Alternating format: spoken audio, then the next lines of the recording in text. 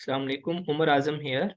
आज का जो हमारा लेक्चर है वो वेरी इंपॉर्टेंट है और इजी भी है। मैं कोशिश करूंगा कि कम से कम वक्त लूँ आपका। तो उसमें हमने देखना है कि आप ज़ोटैरो को इंस्टॉल कैसे कर सकते हैं, ज़ोटैरो से रेफरेंस को मैनेज कैसे कर सकते हैं, और उसके साथ आप लाइब्रेरी को कैसे शेयर कर सकते हैं। तो पब्लिकेशन में अपने रिसर्च या साइनॉप्सिस में या रिव्यू या कुछ भी आप पब्लिश करना चाहते हैं तो उनके लिए ये ज़्यादा इम्पोर्टेंट है। तो सबसे पहले आपका टाइम वेस्ट किए बगैर कि आपने ज़ोटैरो को इंस्टॉल कैसे करना है। तो इंस्टॉल के लिए आप जस्ट लिखना है डाउनलोड ज़ोटैरो, और ये फ्री है। इसके लिए कोई भी सब्सक्रिप्शन की ज़रूरत नहीं है। तो ये पहली ऐप को आपने ओपन करना है, वेब को सॉरी। तो उसमें आपके पास ये दो विंडो ओपन, दो तरह के टैब ओपन होंगे। एक Zotero for window download and Zotero connector. तो जिनके पास फायरफॉक्स है तो वो फायरफॉक्स के लिए इंस्टॉल कर सकते हैं। तो ये चूंकि क्रोम आम है तो मैंने इसलिए मुनासिब समझा कि क्रोम के साथ ही इसको एक्सप्लेन कर दूं। तो ज़ोटैरो आपने यहाँ से डाउनलोड करना है। डाउनलोड करने के बाद आपने इंस्टॉल करना है। तो जब आप इंस्टॉल करेंगे तो आपके पास इस तरह का कैबन, ये इस तरह की सॉरी इसकी आइकॉन शो होगी। ठीक है। तो चलो पहले इसको ओपन करते हैं कि इसके अंदर है क्या।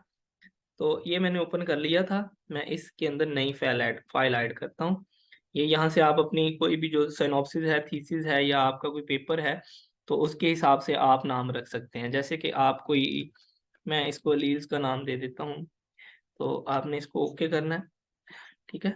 तो अच्छा, इसके अंदर ऑप्शन क्या है कि आप ऐड कैसे कर सकते हैं। ये आप मैनुअली ऐड कर सकते हैं किसी बुक को, बुक के सेक्शन को, डॉक्यूमेंट को, जर्नल आर्टिकल को, न्यूज़पेपर को, या आप कोई भी फाइल को। अच्छा, इसके अंदर उन्होंने टेम्पलेट भी दे देते हैं। आप इस पे क्लिक करेंगे और राइट साइड पे आपको टेम्पलेट नजर आएगा कि आपने किस तरह रेफरेंस देना है। उसके बाद आप उसके, ये आइडेंटिफायर है जिसके अंदर ISBN जर्नल का नंबर होता है, ये उसके अलावा DOI और PMID, ये आप जो आर्टिकल है उसके ऊपर नंबर पब्लिश होते हैं। आप किसी भी नंबर से आर्टिकल को ऐड कर सकते हैं। उसके बाद आप लिंक के जरिए आप यहाँ पे लिंक भी ऐड कर सकते हैं। उसके अलावा आप सर्च कर सकते हैं टाइटल के साथ। ठीक है, ये तो थे कॉमन मेथड कि आप किस तरह, अगर आपने ज़ोटैरो ओपन किया तो आप इसके अंदर किस तरह ऐड कर सकते हैं। उसके बाद हम चलते हैं कि अगर हम गूगल से पढ़ रहे हैं तो गूगल से हम कैसे इसको ऐड कर सकते हैं पेपर को। तो उसमें मैंने बताया था आपको कि ये इंस्टॉल क्रोम कनेक्टर आपने सबसे पहले इंस्टॉल करना है।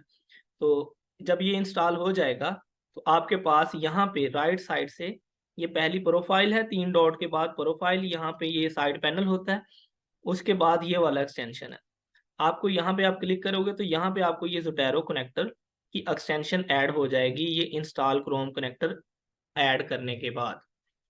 अच्छा, चलो चलते हैं फिर अपने नेक्स्ट टॉपिक की तरफ कि आपने किस तरह जो है वो सर्च करना है। सपोज यहाँ से मैं कोई भी एक रैंडम जो है वो कर लेता हूँ। सपोज मैं यहाँ से कर लेता हूँ कि over thinking effects. Over thinking के इफेक्ट क्या है। ठीक है। ये मेरे पास बेशुमार पेपर आ गए, इसमें से मैंने सपोज पहले ही पेपर से पढ़ लिया है। पढ़ने के बाद आप चाहते हो कि आपने इसको ज़ोटैरो के अंदर ऐड करना है, तो ये एक्सटेंशन पे आपने क्लिक करना है। क्लिक करने के बाद ये ज़ोटैरो कनेक्टर पे आपने क्लिक करना है।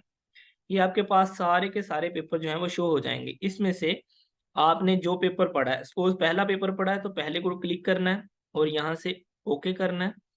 तो ये आपको, ये देखें यहाँ पे जो है वो, यहाँ पे सेविंग का ऑप्शन आ गया कि ये अलील्स के अंदर सेव हो गया है। आपने ज़ोटैरो पे जाना है। ये आपने जो फोल्डर बनाया था उसके अंदर ये वाला आपका पेपर पड़ा हुआ है।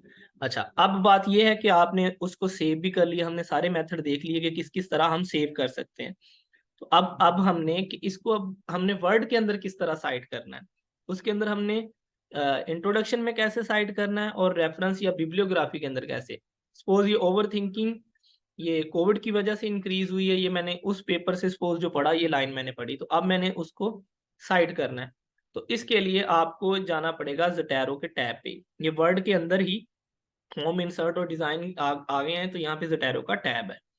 ज़ोटैरो के टैब पे ओके करने के बाद आपने डॉक्यूमेंट प्रेफर पे जाना है कि आपने किस स्टाइल में रेफरेंस देना है। तो वो हर जर्नल का डिफरेंट होता है। तो उसके आप जर्नल के हिसाब से, या आप किसी यूनिवर्सिटी का सिनॉप्सिस या थीसिस लिख रहे हैं तो वो यूनिवर्सिटी का स्टाइल होगा। ठीक है। तो और कौन सा स्टाइल है वो पिछली वीडियो के अंदर, यूएफ का कौन सा स्टाइल है, और वो आपने अगर इन स्टाइल के अंदर नहीं है, आपने मैनुअली ऐड करना है, मैनेज स्टाइल करना है, तो मैं उस वीडियो का अपनी का लिंक इसकी डिस्क्रिप्शन के अंदर डाल दूंगा, कोई आपको इजीली आपको समझ लग जाएगी कि अपनी यूनिवर्सिटी का स्टाइल किस तरह। अच्छा सॉरी, तो बात थोड़ी हट गई थी उससे।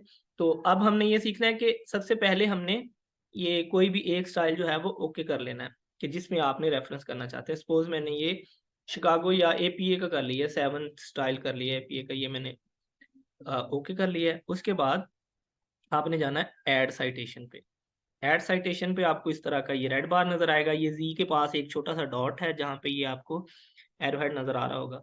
इसको आपने क्लिक करना है, क्लासिक व्यू पे जाना है, और यहाँ से ये वाला पेपर जो आपने पढ़ा था ये आपके पास एटैरो के अंदर पड़ा होगा, आपने इस पे क्लिक करना है, ओके कर देना है।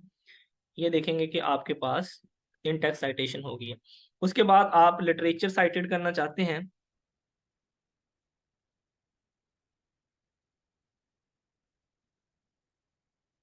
आपने जस्ट लिटरेचर साइटेड में ऐड बिब्लियोग्राफी, ये पहला आइकॉन छोड़ के लेफ्ट साइड पे दूसरे वाले पे आपने क्लिक करना है, तो आप देखेंगे ये आपके पास जो है वो बिब्लियोग्राफी बन गई है। अच्छा, अब आपने पूरा डॉक्यूमेंट लिख लिया है, आपने जिस जर्नल में पब्लिश करवाना है उसके हिसाब से आपका जब पेपर नहीं पब्लिश हुआ तो आपने सारे को चेंज करना है, तो आपने जस्ट एक साइटेशन के ऊपर जाके कर्सर को रखना है। उसके बाद डॉक्यूमेंट प्रेफरेंस पे जाना है, आप कहते हैं जी मैंने इसको करना है 11th एडिशन के अंदर, तो आपने जस्ट इसको क्लिक करना है, ओके करना है, और आप देखेंगे कि सिंगल क्लिक के ऊपर ही ये सारे का सारा रेफरेंस चेंज हो गया है।